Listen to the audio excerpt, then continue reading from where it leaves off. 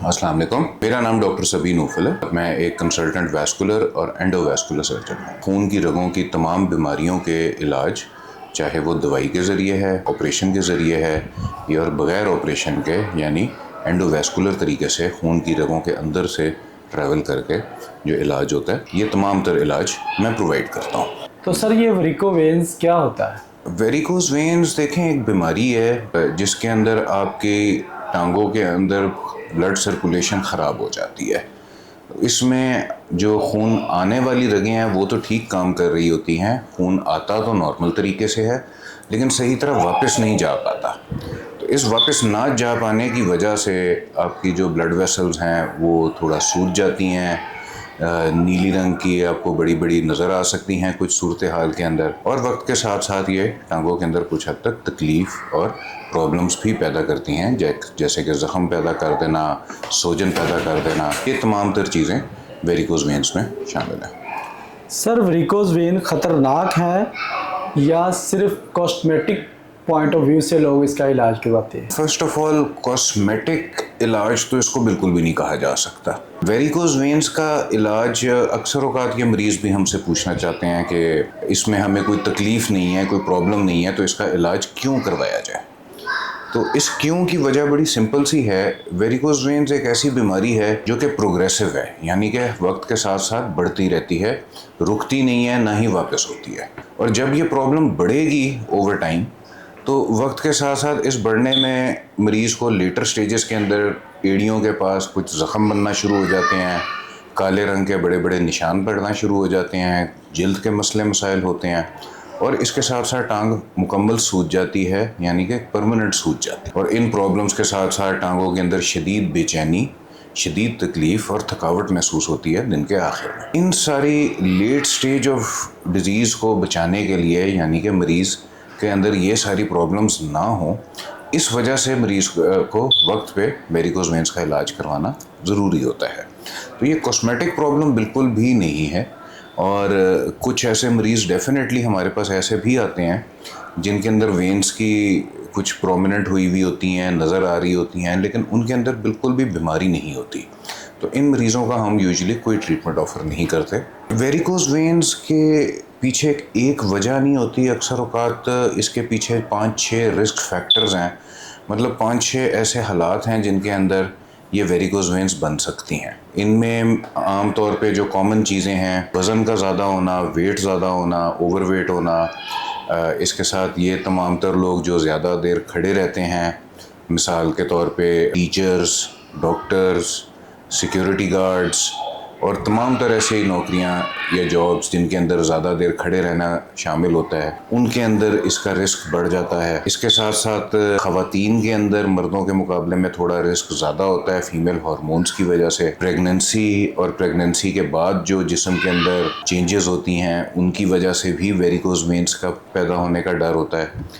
तो ये common risk factors हैं सारे, और इनमें से आम तौर पे एक मरीज़ में एक से ज़्यादा ही पाया जाता है जिनके अंदर वेरिकोज वेन्स डेवलप होती हैं। कि वेरिकोज वेन्स की स्पेसिफिक वजूहात नहीं है, उसके रिस्क फैक्टर्स हैं। तो यही रिस्क फैक्टर्स जो मैंने अभी पिछले सवाल में एड्रेस किए, यानी कि ओवरवेट होना, फीमेल सेक्स के अंदर जो लोग ज़्यादा खड़े रहते हैं, ज़्यादा देर साकिन रहते हैं, जिनकी जॉब उनको मजबूर करती है कि एक ही जगह पे ज़्यादा देर स्टैटिक खड़े रहना है, इन तमाम तर मरीज़ों के अंदर, और इसके अलावा प्रेगनेंसी वाले पेशेंट्स के अंदर, इनके अंदर वेरिकोज वेन्स का चांस ज़्यादा होता है। सर क्या वेरिकोज वेन मरूसी बीमारी है? बहुत ही रेयर सूरत हाल के अंदर ये एक पैदाइशी बीमारी की सूरत में भी नुमायाँ हो सकती है, लेकिन ज़्यादातर केसेस में, मोर देन 95% केसेस के अंदर ये पेशेंट के अंदर बाद में पैदा होती है, ये पैदाइशी नहीं होती। सर अगर कोई फैमिली हिस्ट्री हो तो इससे कोई ख़तरात बढ़ जाते हैं? जी बिल्कुल। जिन फैमिलीज़ के अंदर वेरिकोज वेन्स का इंसिडेंस ज़्यादा होता है, जिन मरीज़ों के फर्स्ट डिग्री रिलेटिव्स यानी बहन, भाई, वालदैन, इनके अंदर वेरिकोज वेन्स का मौजूदगी हो, उनको वेरिकोज वेन्स होने का चांस ज़्यादा है। क्या ख़वातीन को मर्दों की निस्बत ज़्यादा वेरिकोज़ वेन होने का ख़तरा होता जी बिल्कुल, वेरिकोज़ वेन्स ख़वातीन में डेफिनेटली ज़्यादा देखी भी जाती हैं और इसकी मेन वजूहात दो हैं। पहली वजह तो पाकिस्तान के अंदर स्पेशली फ़ीमेल्स का जो लाइफस्टाइल है, उनके रहने का तरीका है, ज़्यादा देर उनके घर में खड़े होकर किचन में घर के काम काज करने में उनको बहुत देर खड़े रहना पड़ता है, तो इसकी वजह से उनके अंदर वेरिकोज़ वेन्स का चांस काफ़ी ज़्यादा होता है। और इसके साथ साथ हर प्रेगनेंसी के साथ वेरिकोज़ वेन्स का चांस और ज़्यादा बढ़ता जाता है। तो चूँकि ख़वातीन के अंदर ये प्रेगनेंसी की इशू होता है, इस वजह से प्रेगनेंसी की वजह से इनके अंदर वेरिकोज़ वेन्स ज़्यादा पाई जाती हैं।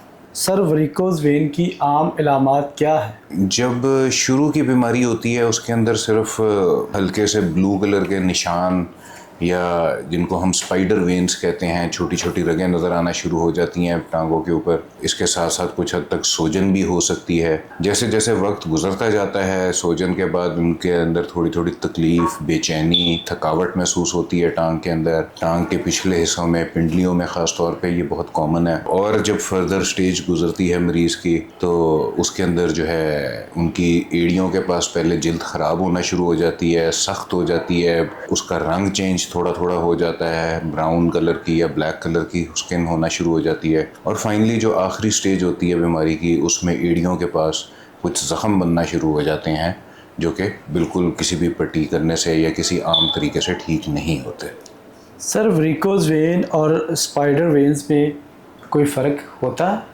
जी बिल्कुल, स्पाइडर वेन्स तो छोटी छोटी रगें होती हैं जो आपको बिल्कुल जिल्द के नीचे धागों की तरह नीली निशान नज़र आते होते हैं। स्पाइडर वेन्स जो है वो वेरिकोज़ वेन्स की बीमारी के साथ भी पाए जाते हैं, वेरिकोज़ वेन्स की बीमारी के बगैर भी पाए जा सकते हैं। हर मरीज़ जिसको स्पाइडर वेन्स है, इसका ये मतलब नहीं है कि उसको अंडरलाइन वेरिकोज़ वेन्स की बीमारी भी है। इसलिए हर मरीज़ को जब आते हैं, हम उनका अल्ट्रासाउंड करके और तफसीली मुआयना करके ये तयन करते हैं कि क्या इस मरीज़ को सिर्फ स्पाइडर वेन्स का मसला है या कि उसके साथ वेरिकोज़ वेन्स की बीमारी भी है। सर, क्या वेरिकोज़ वेन टांगों में दर्द या भारीपन पैदा करती है? जी बिल्कुल, शुरू में इसमें कोई तकलीफ़ नहीं होती या बहुत कम तकलीफ़ होती है अर्ली पीरियड में, लेकिन जैसे जैसे वक्त गुजरता जाता है और मरीज़ इसका इलाज नहीं करवाता, तो टांगों में काफ़ी शदीद किस्म की भारीपन, थकावट, रेस्टलेसनेस, बेचैनी, ये एक बड़े पर्टिकुलर फ़ीचर्स हैं। रात के टाइम पे ख़ास तौर पे मरीज़ महसूस करता है, सारा दिन के बाद जब वो रात को बिस्तर पे लेटता है तो उसके टांगों में शदीद तकलीफ़ और बेचैनी महसूस होती है। सर, वेरिकोज़ वेन की वजह से टांगों में दर्द या किसी और बीमारी की वजह से टांगों में दर्द, इसमें फ़र्क किया जा सकता है? जी बिल्कुल, ये बड़ा इम्पॉर्टेंट स्टेप होता है क्योंकि स्पेशली जो हमारे थोड़े से बुज़ुर्ग मरीज़ होते हैं, उनके अंदर तो जोड़ों के मसले, कमर के मसले, ये सब भी टांगों में तकलीफ़ कॉज कर सकती हैं। तो इसके अंदर मरीज़ का तफसीली तकलीफ़ की नोयत को समझने के बाद, उनके मुआयना करने के बाद और उनके कुछ टेस्ट कराने के बाद ये हमेशा फ़र्क किया जाता है। और बहुत सारे ऐसे मरीज़ होते हैं जिनके अंदर एक से ज़्यादा मसला पाया जाता है, इसमें वेरिकोज़ वेन्स भी है और मिसाल के तौर पे घुटने के जोड़ की कमज़ोरी भी पाई जाती। तो दोनों चीज़ों को जब देखते हैं, फिर हम उसी लिहाज से मरीज़ को समझाते हैं, उनमें से उनकी तकलीफ़ को समझने की कोशिश करते हैं, फिर मरीज़ को नॉलेज देते हैं कि यार ये वाली तकलीफ़ आपको वेरिकोज़ वेन्स की वजह से हो रही है और ये वाली प्रॉब्लम आपको जोड़ों की तकलीफ़ की वजह से हो रही है या किसी भी और वजह से हो रही है, ताकि मरीज़ के साथ बिल्कुल ट्रांसपेरेंसी हो, मरीज़ को समझ हो कि उसके साथ क्या प्रॉब्लम है, उसको क्यों तकलीफ़ हो रही है, और ताकि वो उसका अपना सही इलाज कंटिन्यू कर सके। अगर वेरिकोज़ वेन का इलाज ना किया जाए तो कौन सी पेचीदगियाँ हो सकती हैं? वेरिकोज़ वेन्स का इलाज अगर नहीं करेंगे तो इसके अंदर वक्त के साथ साथ वेरिकोज़ वेन्स की बीमारी बढ़ जाती है। तो शुरू के स्टेज में तो वेरिकोज़ वेन्स सिर्फ नीली और बड़ी हुई रगें, सूजी हुई रगों के तौर पे नज़र आती हैं, लेकिन जैसे जैसे वक्त गुजरता है इसके बाद इसके अंदर स्वेलिंग हो जाती है, यानी एडीमा हो जाता है। एडीमा के बाद नेक्स्ट स्टेज पे एड़ियों के पास जल्द ख़राब होना शुरू हो जाती है, सख्त हो जाती है, ब्राउन कलर की हो जाती है, और उसके बाद फाइनल जो स्टेज होती है उसके अंदर पाँव के अंदर, टांग के अंदर ज़ख़म बनना शुरू हो जाती है। वेरिकोज़ वेन की तशख़ीस कैसे की जा सकती है? वेरिकोज़ वेन्स की तशख़ीस करने के लिए दो चीज़ें ज़रूरी हैं। नंबर एक है एक कॉम्पिटेंट डॉक्टर से इसका मुआयना करवाना, एंड नंबर 2 इसके लिए कुछ टेस्ट एडवाइस किए जाते हैं। मोस्ट पेशेंट्स में तकरीबन 90% मरीज़ों के अंदर एक टांगों का अल्ट्रासाउंड रिक्वायर्ड होता है और उसी टेस्ट के ऊपर तमाम पेचीदगियाँ और डायग्नोसिस हमारा कंफर्म हो जाता है। कुछ कॉम्प्लेक्स केसेस में, कुछ मुश्किल हालात के अंदर अल्ट्रासाउंड अगर हमें महसूस हुए कि ये नाकाफ़ी है तो उस सूरत हाल के अंदर हम खून की रगों का CT स्कैन करवाते हैं, जिसके ज़रिए हम इस बीमारी की तफसील के बारे में और पेचीदगियों के बारे में मालूमात हासिल कर सकते हैं। सर वेरिकोज वेन दोनों टांगों में ही होती है या एक में ही होती है? नहीं, दोनों टांगों में हो सकती है, बिल्कुल हो सकती है। ज़रूरी ऐसा बिल्कुल ज़रूरी नहीं है कि एक टांग में ही पाई जाए। आमतौर पर पेशेंट दोनों टांगों के साथ ज़्यादातर मरीज़ों के अंदर दोनों टांगों में तकलीफ पाई जाती है। यूजुअली इस तरह होता है कि एक टांग के अंदर तकलीफ थोड़ी ज़्यादा होती है और दूसरी टांग में कम होती है। तो ऐसे मौके पे फिर हमें मुआयना करके मरीज़ को याद दिलाना पड़ता है कि जिस टांग में तकलीफ आपको ज़्यादा है, कभी ये भी उसी तरह की थी जिस तरह की अभी दूसरी टांग है। तो इस वजह से वक्त पे इलाज करवाने से अब दूसरी जो टांग में तकलीफ हो रही है उसकी तरह तकलीफ से बच सकेंगे। सर क्या लाइफस्टाइल मॉडिफिकेशन से इसका इलाज किया जा सकता है? इसका इलाज तो नहीं किया जा सकता। इलाज से मुराद है कि बीमारी को ख़त्म करना। तो एक दफ़ा अगर बीमारी हो गई हो तो वो लाइफस्टाइल मॉडिफिकेशन से ख़त्म तो नहीं हो सकती। अलबत्ता लाइफस्टाइल मॉडिफिकेशन के बहुत ज़्यादा फ़ायदे फिर भी हैं इस बीमारी के अंदर। जो मेन फ़ायदा है वो ये है कि मरीज़ की तकलीफ़ कम हो जाती है, मरीज़ कंफर्टेबल होता है with the correct lifestyle modification. और उसके साथ साथ दूसरा फ़ायदा ये है कि बीमारी के बढ़ने से और नई बीमारी पैदा होने से, यानी कि जिन रगों के अंदर इस टाइम पे बीमारी नहीं है, वक्त के साथ साथ उनमें भी बीमारी पैदा हो सकती है। इन चीज़ों से बचने के लिए हम आमतौर पे लाइफस्टाइल मॉडिफिकेशन के बिल्कुल एडवाइस करते हैं। और इसके अंदर जो 2 चीज़ें सबसे अहमियत है लाइफस्टाइल मॉडिफिकेशन में, जो सबसे ज़्यादा अहमियत रखती हैं, पहले नंबर पे वज़न कम करना, weight loss, and number 2 is active lifestyle, यानी हर वक्त चलते फिरते रहना, किसी जगह पे ज़्यादा देर साकिन ना रहना। अगर ज़्यादा देर स्टैटिक रहने का काम है, मिसाल के तौर पे किसी की मजबूरी है और किसी काम से उन्हें 1 घंटा या 1.5 घंटा खड़े रहना है, तो हम मरीज़ को मशवरा देते हैं कि जी आप अपने पास रिमाइंडर लगा के रखें, फ़ोन पे अलार्म लगा लें। जैसे ही आधा घंटा गुजरता है तो आधे घंटे के बाद थोड़ी देर के लिए बैठें, टांगों को ऊंचा रखें, टांगों की थोड़ी सी मालिश करें। और ऑन दी अदर हैंड इसी तरह अगर ज़्यादा देर बैठने का काम है तो हर आधा घंटा 40 मिनट के बाद रिमाइंडर आप लगा हुआ हो, आपको खड़ा होना चाहिए, थोड़ी सी हरकत करनी चाहिए, थोड़ा सा मूव अराउंड करें, चंद कदम चलें। इन सारी चीज़ों के साथ टांगों की सर्कुलेशन थ्रू नेचुरल मेथड्स बेहतर होती है और आप अपने जिस्म के नॉर्मल प्रोसेस को इस्तेमाल कर रहे हैं अपनी तकलीफ़ को आसान करने के लिए। सर क्या वेरिकोज वेन खुद ही ख़त्म हो सकती है? वेरिकोज वेन्स की बीमारी आम तौर पे सिर्फ एक सूरत में हम खुद ब खुद ख़त्म होने का इंतज़ार करते हैं। वो एक सूरत तब है कि अगर मरीज़ के अंदर प्रेगनेंसी हुई हो, तो प्रेगनेंसी के बाद हम 1 साल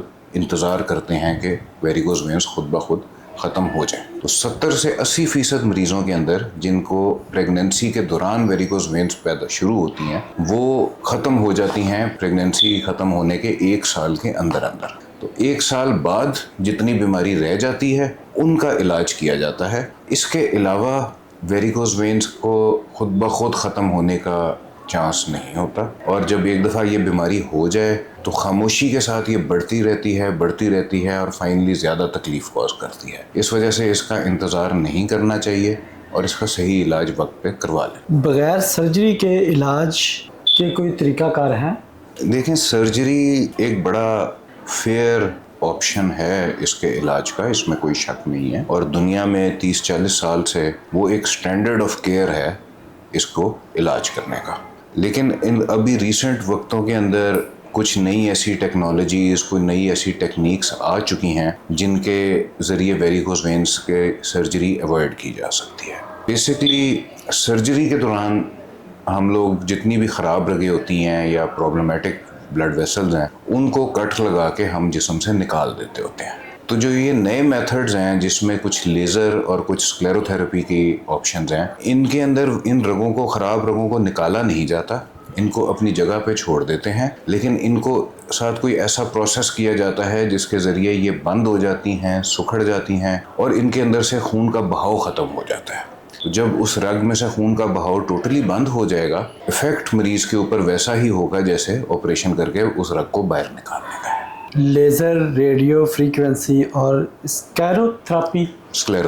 इस पे थोड़ी सी रोशनी डाल दें। जो स्क्लेरोथेरेपी है उसके अंदर एक अल्ट्रासाउंड की मदद से बीमार रगों के अंदर सुइयां लगाई जाती हैं, इंजेक्शन लगाए जाते हैं, जिसके ज़रिए एक ऐसी दवाई दी जाती है जो दवाई इन रगों के अंदर खून के जमा देती है, उनके जमने के अमल को तेज़ कर देती है। स्क्लेरोथेरेपी के प्रोसेस के ज़रिए ये खून की रगें आपकी जम जाती हैं। जो लेज़र और रेडियो फ्रीक्वेंसी एब्लेशन है, इन दोनों का मकसद तो सेम ही है। हम चाहते हैं कि इसके अंदर हम खून की रगों को ब्लॉक कर दें, लेकिन इनको ब्लॉक करने के लिए कोई केमिकल इस्तेमाल इसमें नहीं होता। बेसिकली ये हीट, गरमाइश, एनर्जी, लेज़र, ये सारी एनर्जीज़ यूज़ करते हैं जिनके ज़रिए खून की रग का अंदर वाला जो सरफेस है उसको ये ख़राब कर देते हैं, और उस ख़राब करने की वजह से वो रगें सुखड़ जाती हैं और उनके अंदर खून का बहाव ख़त्म हो जाता है। इन सारी चीज़ों के अंदर जो लेज़र और रेडियो फ्रीक्वेंसी एब्लेशन है, इसके सबसे अच्छे रिजल्ट्स हैं तमाम तर टेक्निक्स में से। बशमूल के जो अहमियत है वो ये है कि इसकी पॉसिबिलिटी हो, यानी कि मरीज़ के लिए ये रिकमेंडेड हो, उसकी बीमारी की नौयत ऐसी हो कि उसमें लेज़र की रिक्वायरमेंट हो। सर, ये दोनों प्रोसीजर फुल बेहोशी में किए जाते हैं? दोनों प्रोसीजर फुल अवेक पेशेंट में किए जाते हैं। इसके लिए मरीज़ को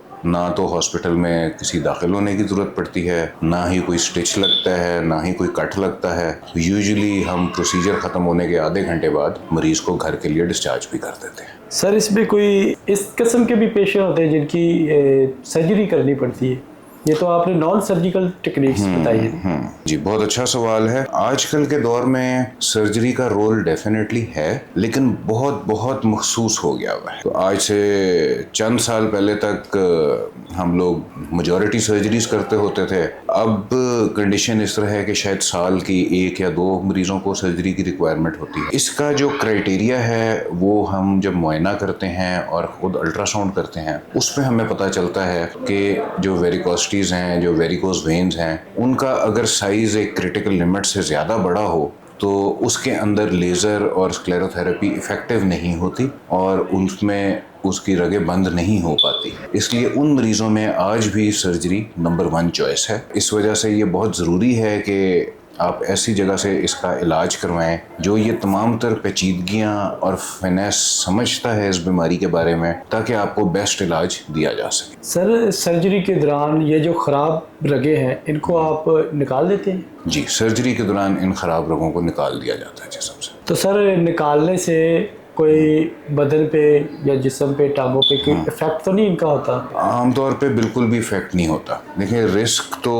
हर दुनिया में हर प्रोसीजर का और हर दवाई का कोई ना कोई रिस्क तो ज़रूर है। उसी तरह इस प्रोसीजर के अंदर भी कोई ना कोई रिस्क तो हैं, लेकिन वेरिकोज वेन्स की सर्जरी के बाद खून की सर्कुलेशन के अंदर कोई प्रॉब्लम नहीं होती, और जो रग निकाल दी जाती है उसमें से जो खून ट्रैवल कर रहा था वो फिर अब दूसरे रास्तों से, नए रास्तों से जाना शुरू हो जाता है, और मरीज़ को आमतौर पे इससे रिलेटेड कोई प्रॉब्लम नहीं होती। दाखिल तो इस तरह नहीं होना पड़ता, मरीज़ को कोई रात गुजारनी पड़े हॉस्पिटल के अंदर।